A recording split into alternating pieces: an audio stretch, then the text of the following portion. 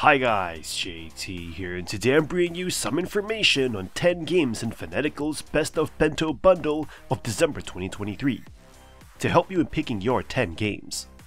By using the link provided in the description below, not only will you gain access to this bundle, but you also have the opportunity to support this channel. Your support would mean the world to me, and I genuinely appreciate it. Anyway, let's get into this. At number 1 we have River City Girls, a beat-em-up fighting game that feels like a classic arcade beat-em-up game from the 90s. You play as Misako and Kyoko. Both of you are in detention when you receive a message on your cell phones. Pictures of your boyfriends kidnapped. Being absolute badass girlfriends, the both of you rampage across the city, attacking any suspicious person on the street looking for answers. There are plenty of people looking for a fight, like your schoolmates who are sent by the principal to stop you from leaving the school. Combat starts out quite simple, but as you bust more assets and smash more teeth in, you gain experience points, and before you know it, you'll be unlocking various fighting moves and stat boosts. Defeated enemies also drop cash which you can collect and spend at dojos littered across the city. You can buy health restoration items and permanent items that you can place in your inventory to provide various boosts like giving you a 1% chance of killing an enemy with one hit. As opposed to the more traditional 90s beat 'em up game, you can actually freely explore River City and figure out where you're supposed to go next, with some paths only becoming available later in the game. However, backtracking will also respawn enemies, so you aren't just running around empty streets which you have just cleared. Sometimes your enemies will get on their knees and beg for mercy. When this happens, you can recruit them as assist characters to aid you in battle. And you can recruit up to 63 characters, giving a bit of a collect them all kind of feel. Misako and Kyoko have their own separate movesets and skills, so if you want to see everything, you'll be playing both characters. New Game Plus also packs a few new surprises. This game also features co-op, so you can jump in with a friend to bust the streets together. So if you like a classic beat 'em up with some really cool fighting moves to unleash upon the goons of River City, I would recommend River City Girls. At number 2 we have Dusk Diver, an action-adventure RPG that follows standard tropes but executes them well. As a high school student named Yumo, you are transported to a dimension filled with phantoms and must use your inner power to defeat them. The story serves as a fun backdrop for combat rather than providing deep character growth. The combat mechanics stand out, offering a seamless and well-balanced experience. With light and heavy attacks, summons, dodging, and super attacks, players have control and can string attacks together with ease. The combat feels challenging yet fair, making it exciting and enjoyable. The game also features a straightforward leveling system, allowing players to distribute their skill points to enhance Yumo and summons. Visually, the game looks good with pleasing colors and designs, although it lacks distinctiveness. The audio elements, including voice acting and music, are solid and contribute to the overall experience. In terms of replayability, players can collect items, unlock costumes, and aim for higher scores. However, there isn't a strong incentive to play through the game again. While the game could have delved deeper into its story and offered more varied missions, it succeeds in delivering satisfying combat and testing players' skills. JFI Games prioritizes substantial gameplay over flashy features, resulting in a smooth and enjoyable experience for those seeking engaging combat mechanics. At number 3 we have Corpse Factory, a captivating visual novel where players are asked to explore the question of what would happen if there was a service that allowed people to request someone's death. The game follows Noriko Kurosawa, the self-proclaimed corpse girl, who runs a website that takes death requests, spreading fear and mayhem with cold brutality. Despite her encroaching madness, the protagonist's character elicits empathy and sympathy, making her a unique force of evil in the story. The game excels in character writing, art design, and voice acting, creating a powerful and evocative narrative. The vibrant character designs and colorful backgrounds, along with the impressive voice acting, add depth to the story. The game's writing constantly surprises with its twists and turns, keeping players engaged and guessing.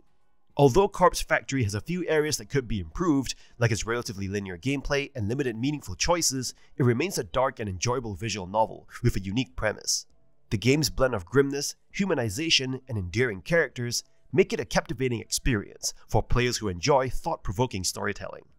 Despite some unanswered questions, Corpse Factory is praised for its great art, fantastic writing, engaging story, charming soundtrack, and a superb voice acting from the main cast. At number 4 we have Good Night, a bullet hell game that presents an intriguing blend of challenge and frustration. Set in the loosely based Dante's Inferno narrative, you navigate through levels inspired by Philippine villains and mythological creatures, with hints of Greek influences. The game employs a one-button mechanic that can be disorienting at first. You primarily focus on dodging a relentless barrage of bullets, making the game more puzzle-oriented than traditional bullet hell shooters. While the one-button system initially appears simple, it encompasses multiple functions including changing your running direction and performing circular attacks. A keyboard and mouse setup might feel awkward, but using a game controller is recommended for a smoother experience. Additionally, there's a secondary button for time manipulation, albeit at a cost of points. Visually, Good Night draws inspiration from Gothic aesthetics, featuring circular arena levels with simplistic environmental elements. It incorporates Filipino influence, showcasing babayin lettering and characters based on Philippine mythology and history, adding a unique touch to the game. The bullet patterns require precision and often leave little room for error, resulting in potentially frustrating gameplay. However, successfully navigating these patterns brings immense satisfaction. The game is split into chapters, each taking roughly an hour to complete. The lack of mid-chapter save points may frustrate players with limited playtime, but adds intensity to the experience.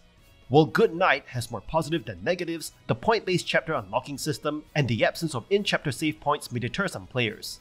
Nevertheless, if you enjoy challenging puzzle-oriented bullet hell games and can overlook these issues, Good Night offers a unique and engaging experience with a touch of Filipino culture and mythology. At number 5 we have Ephemeral Tale, a game that offers a captivating blend of traditional JRPG elements and contemporary dungeon crawling mechanics, delivering a distinctive gaming experience. This game stands out as a genre-defying gem, merging the best of both worlds, dungeon exploration and loot-driven character progression. In a market flooded with similar titles, Ephemeral Tale distinguishes itself with meticulously crafted dungeons, classic JRPG-style battles, and an immersive loot system that keeps you engrossed.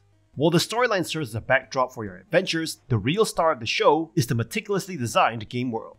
With its time fantasy/omega modern visual style, each environment brings a distinctive charm, making exploration a joyous experience. What truly sets Ephemeral Tale apart is its loot-driven progression. With over 80 unique loot items, the game constantly entices you to seek that next powerful piece of equipment. These items not only boost your stats, but also introduce strategic depth to your gameplay. The turn-based combat system, while seemingly straightforward initially, gradually reveals its intricacies, allowing you to tailor your combat style. It strikes an ideal balance between challenge and accessibility. Although Ephemeral Tale isn't devoid of flaws, with some players finding certain elements, such as attribute point distribution and equipment durability, somewhat tedious. These issues don't overshadow the overall enjoyment though. The pursuit of powerful loot remains a driving force in the game, turning grinding into a thrilling endeavor. However, some players may find the endgame content repetitive, predominantly revolving around combat encounters. At number 6 we have The Last Friend, a game that allows you to raise your own dog army and fight for the well-being of dogs in an apocalyptic world. Playing as Alpha, a tough caretaker, you embark on a journey to rescue and guide furry companions to safety and peace. The game combines tower defense and beat-em-up mechanics, where you protect your RV by setting up turrets and engaging in battles with enemies. The controls are tight and fast, providing an enjoyable experience with a Saturday morning cartoon-like visual style. Over 30 different dogs of various forms and abilities add to the dynamic gameplay. Despite the positives, the game lacks a proper difficulty curve, making it too easy to breeze through levels and max out on stars quickly. The limited slots for adding dogs and the high cost of dog level ups result in a focus on a few core units, reducing strategic variety. Additionally, boss fights lack complexity, often being defeated through simple power-up spamming. Overall, The Last Friend offers an engaging adventure for dog lovers and those seeking fast-paced action with tower defense elements. While it may not be very challenging, the game's tight controls, quick gameplay, and vibrant visuals make it a fun experience for players who want to join the fight for the dogs.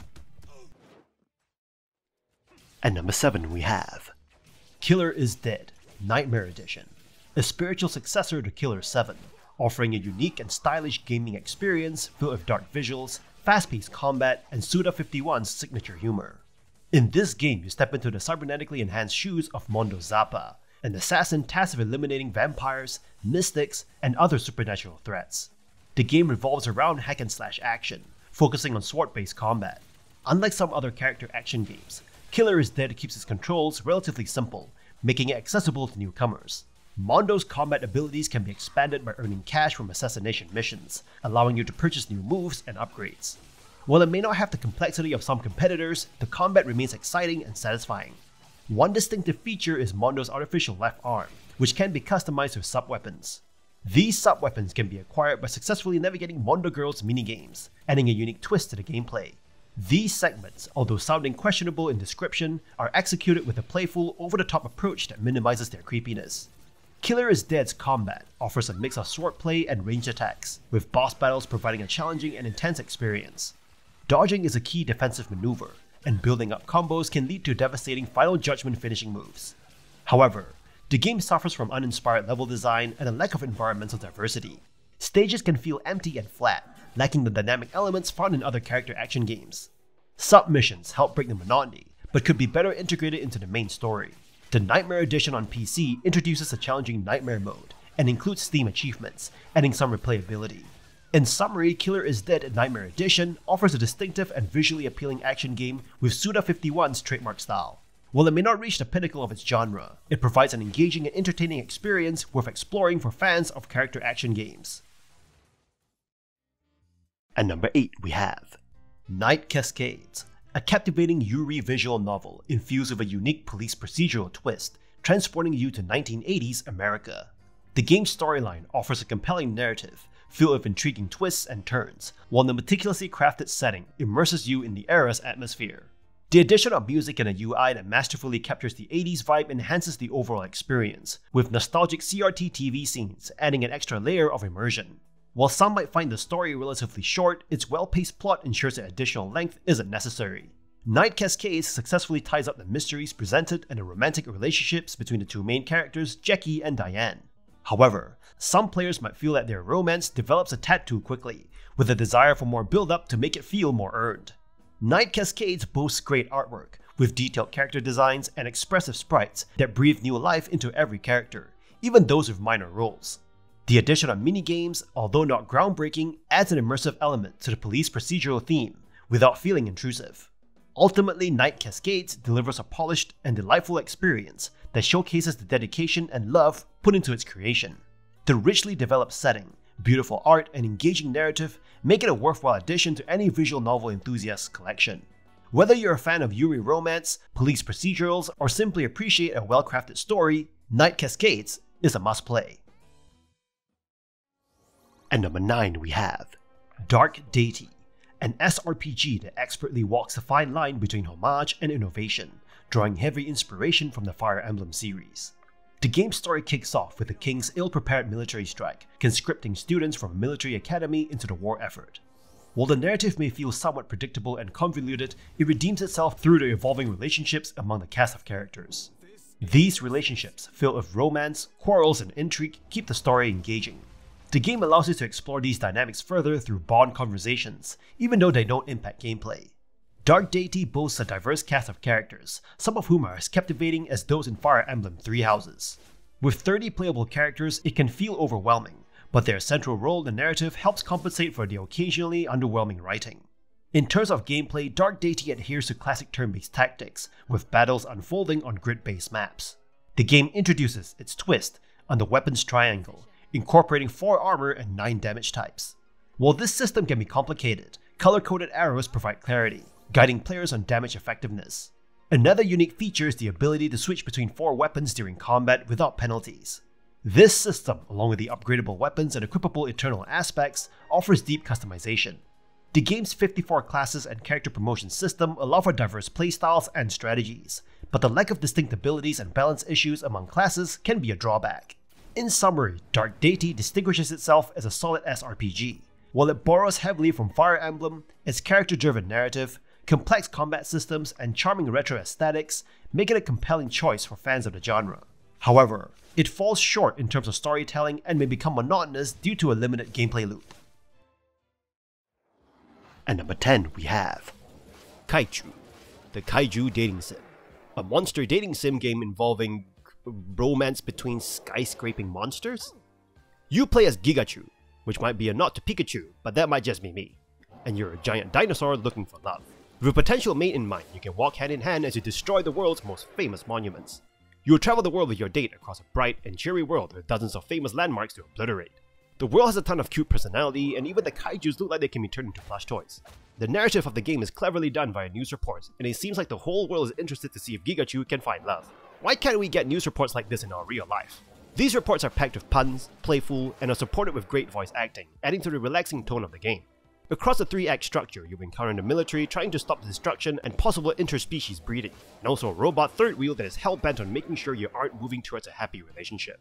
There are 6 potential soulmates, each with their own personality traits, with each romance potentially taking 20 minutes to finish.